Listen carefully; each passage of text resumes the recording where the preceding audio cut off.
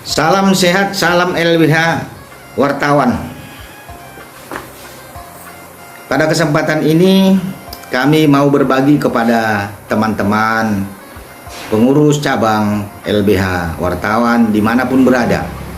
Demikian juga para anggota LBH wartawan yang setia mendampingin pengurusnya untuk memberikan pelayanan bantuan hukum kepada masyarakat.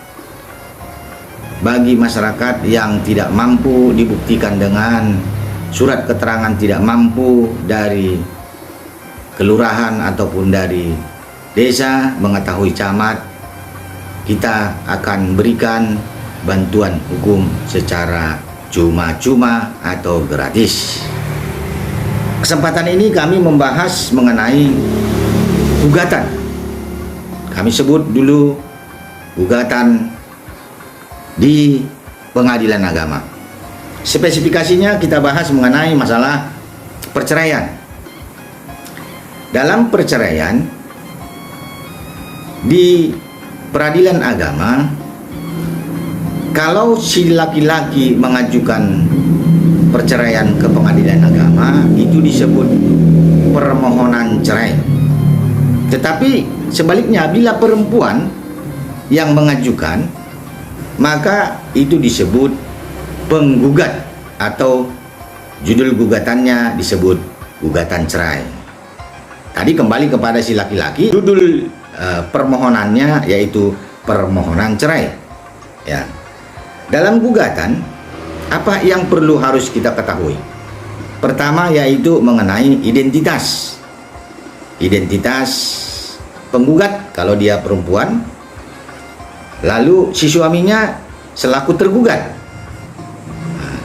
Perlu juga digarisbawahi, di peradilan agama jangan pernah lupa menyebutkan kalau dia perempuan, Siti binti Muhammad Abdul. Binti Muhammad Abdulnya jangan pernah ketinggalan. Lalu terhadap laki-laki juga, misalnya namanya Muhammad Iqbal bin Muhammad Usroh. Bin dan binti itu tetap harus dibuat di dalam saat menyusun yang namanya posita. Posita itu adalah uraian-uraian kejadian atau kronologis, mulai dari menikah di mana, punya anak berapa, setelah menikah tinggal di mana, lalu apa yang terjadi, keributan-keributan, pertengkaran, pemukulan, dan lain-lain sebagainya. Terakhir yaitu disebut petitum. Petitum yaitu permintaan, yaitu tuntutan kita apa. Tuntutan misalnya ya memutuskan menerima gugatan penggugat seluruhnya atau menerima permohonan cerai pemohon seluruhnya. Lalu misalnya menjatuhkan talak satu atau sugro atau talak dua atau talak tiga, itu disebutkan. Jadi dalam gugatan itu yang perlu digarisbawahi seperti yang kami sebutkan tadi, yaitu mengenai identitas para pihak, lalu petitum uraian kejadiannya, lalu tuntutannya apa. Hanya itu yang dicantumkan di dalam permohonan cerai ataupun gugatan cerai. Berikutnya mengenai biaya. Ya, pada umumnya biaya itu biaya daftar ketika memang tergugatnya atau termohonnya masih di dalam lingkup satu pengadilan tersebut. Sebutlah misalnya si suami masih tinggal di Depok, si istri juga masih tinggal di Depok, lalu si istri misalnya menggugat, tentu berapa biaya itu bisa dilihat di website pengadilan agama setempat. Tapi pada umumnya ya antara 300 sampai 400 ribu. Lalu yang perlu juga kami sampaikan, bagaimana dengan kalau suami istri ini menikah misalnya di Aceh, KUA yang ada di Aceh misalnya menikahkan mereka, lalu mereka tinggal sekarang misalnya di Bekasi Kabupaten, ya. Lalu apakah pengadilan agama Aceh yang berhak mengadili tersebut?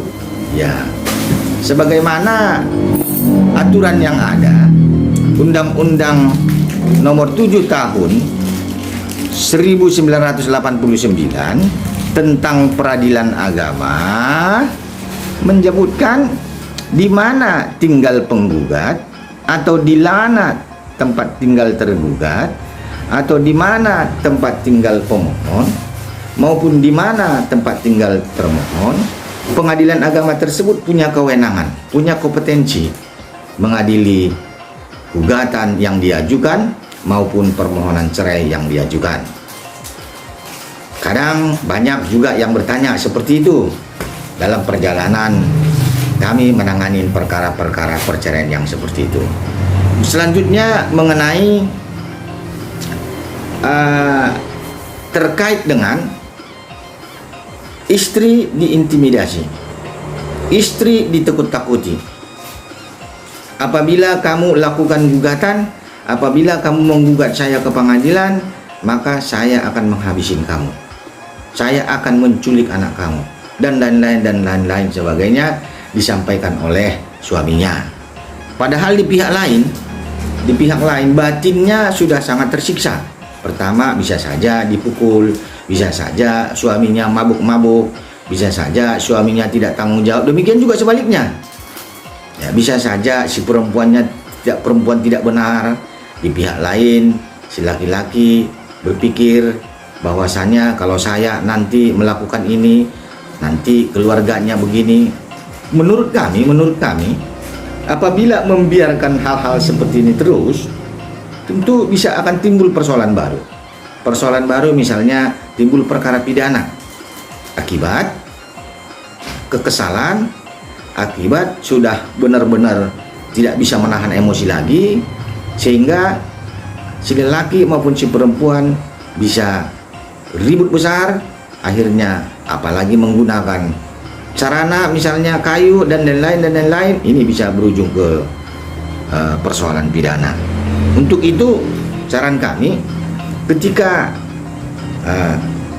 masyarakat ataupun pemohon bantuan hukum yang datang ke lembaga bantuan hukum wartawan dimanapun itu berada, saran kami kepada teman-teman pengurus maupun anggota yang mendampingi ataupun yang menangani perkara tersebut, kawal dan berikan penjelasan kepada pemohon bantuan hukum tersebut maupun kepada keluarganya.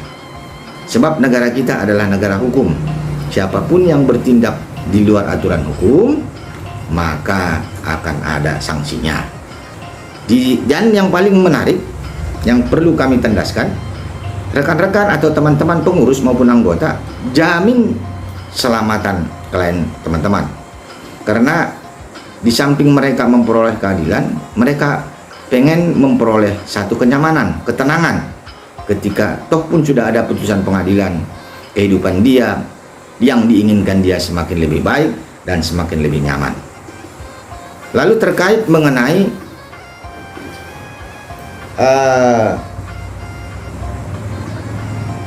surat kuasa. Berbicara mengenai surat kuasa, khususnya bila sudah masuk ke proses peradilan, memang wajib harus seseorang itu ataupun penerima kuasa itu sudah menjadi advokat. Tanpa ada izin advokat maupun berita acara sumpah di mana seorang advokat harus disumpah oleh ketua pengadilan tinggi, apabila tidak ada itu, maka dengan sendirinya pasti akan merugikan masyarakat, merugikan klien. Ketika didaftarkan perkara itu, belum tentu perkara itu akan diterima oleh pengadilan. Dan yang paling menarik, data-data pengacara ataupun data-data advokat di seluruh Indonesia itu sudah terekam di Mahkamah Agung maupun peradilan umum maupun peradilan agama. Maka dengan itu jangan pernah bermain-main menyampaikan kepada masyarakat, menyampaikan kepada publik rekan-rekan adalah pengacara, ternyata rekan-rekan bukan pengacara, apalagi membuat kartu pengacaranya adalah palsu atau bodong, tentu merugikan masyarakat dan mencoreng nama baik Lembaga Bantuan Hukum Wartawan. Untuk itu saran kami, apabila teman-teman pengurus maupun anggota ke depan terkait masalah perceraian khususnya di peradilan agama, baik penggugat selaku perempuan maupun pemohon yang kami sebut tadi adalah laki-laki, pemohon cerai, saran kami sebaiknya teman-teman bertanya kepada pihak-pihak yang mengetahui hal tersebut, yaitu pada umumnya rekan-rekan advokat, atau teman-teman dapat menghubungi kami ke nomor 0812 1969 8001 dengan saya sendiri.